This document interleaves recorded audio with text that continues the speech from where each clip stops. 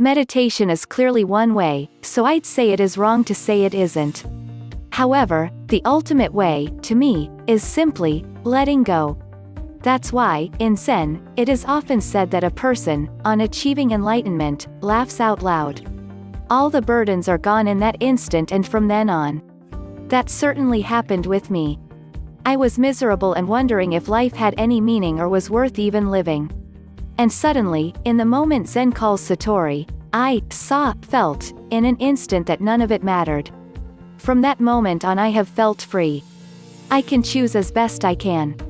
I am free to do, or not do, anything. It doesn't matter. I am, so to speak, just along for the ride.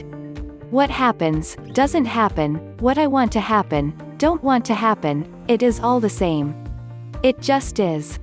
This pops up in a wide range of places. Several CEOs I worked with said at one time or another, there is no good news or bad news, just news. Stuff happens.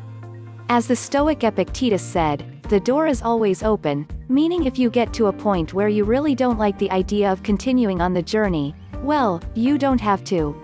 It doesn't matter. You are in charge, you are free, you choose.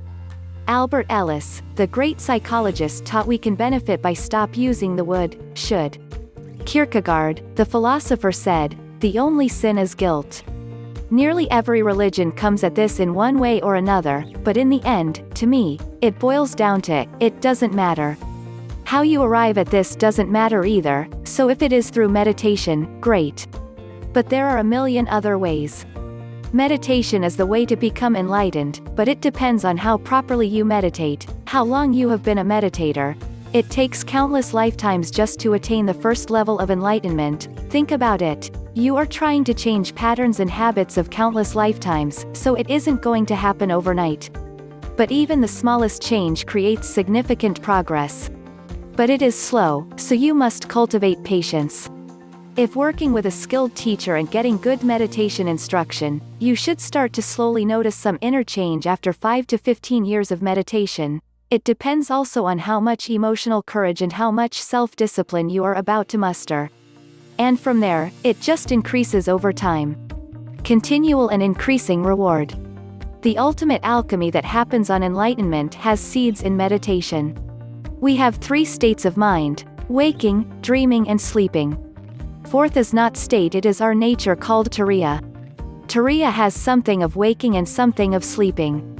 Sleeping not in the way we know. Sleeping means state of no mind. What we know as witnessing in meditation is seed of turiya. Once you attain the state of no mind, permanently pure consciousness, all your questions become answers. Surprisingly, there is only one meditation like there is one sleep, but we have many dreams. All 1001 meditations are just dreams or methods. Marcus Aurelius wrote book Meditations. There is no equivalent word to Dayan. Only word that comes close to Dayan is meditation. There is no such thing as meditations in English. Witnessing is the only meditation, and you can witness your breathing, your thoughts or your emotions. When you witness your thoughts, there will be gaps between the thoughts, and when you keep meditating for years these gaps become larger and larger, and one fine day one of the gaps will become permanent and you will enter state of no mind. One step more you will enter samadhi. Observation. This is the only way. Observation must be done without the observer, which is the critical self. People who answer this question are generally those who have never discovered what they are at the core, so we get a lot of skewed opinions based on second-hand information. We are built wide open for the world, because it is within us, and therefore we do not attain, or get enlightenment. Instead, we can simply see what is already here by way of observation. Observe what you are not, observe where thoughts come from, observe who the observer is.